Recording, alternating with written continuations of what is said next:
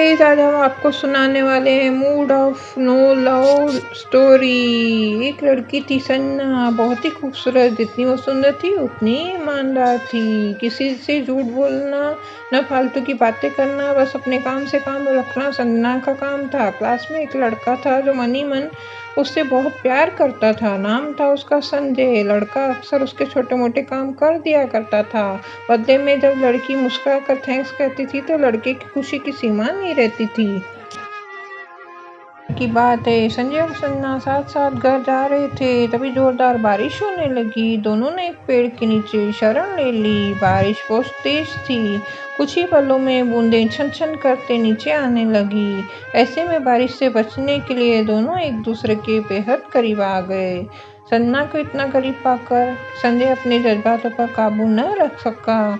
उसका सन्ना को प्रपोज कर दिया उसने। संजना ही मन में संजय को बेहद पसंद करती थी, इसलिए वो भी राजी हो गई और इस तरह दोनों का प्यार परवान चढ़ने लगा।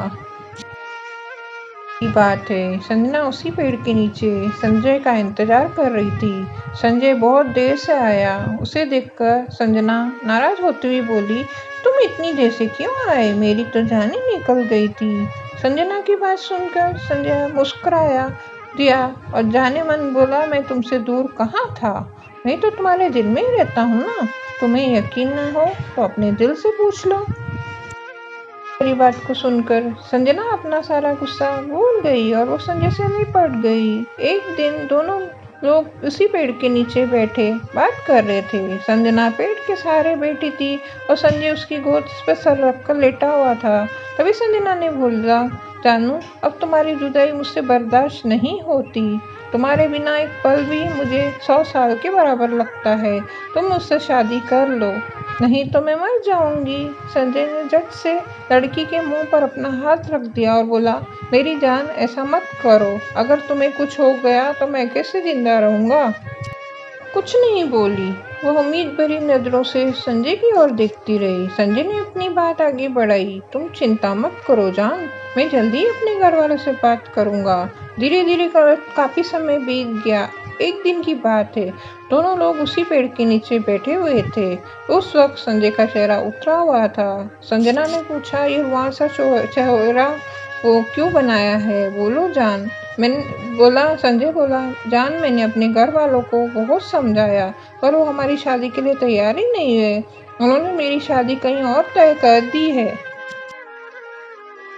सुनकर संजना का कलेजा फट पड़ा। उसका मन हुआ कि वो जोर जोर से रोए, लेकिन उसने अपने जज्बातों पर काबू पा लिया और बोली, जानू, तुमसे सच्चा प्यार करती हूँ, मैं तुम्हें कभी भूल नहीं सकती। प्लीज मुझे माफ कर देना। संजय धीरे से बोला, वैसे अगर तुम चाहो तो हम लोग हमेशा अच्छे दोस्त रह सकते हैं। संजना ये सुनकर जोर जोर से रोने लगी। संजय ने उसे बहुत समझाया पर संजना चाहकर भी अपने आप पर काबू नहीं कर पाई और रोते हुए से चली गई। संजय की शादी का दिन आ गया। उसे यकीन था कि उसकी शादी में संजना जरूर आएगी, पर ऐसा नहीं हुआ। हाँ, उसका भेजा हुआ एक गिफ्ट पैक उसे जरूर मिला। संजय ने कांपते हाथों से उसे खोला। उसको गिफ्ट को देखते ही संजय बेहोश हो गया। गिफ्ट पैक में और कुछ नहीं था, खून से लथपथ संजना का दिल रखा हुआ था और साथ में थी एक चिट्ठी जिसमें लिखा हुआ था, अरे पागल, अपना दिल लेता जा, वरना अपनी पत्नी को क्या गिफ्ट देगा।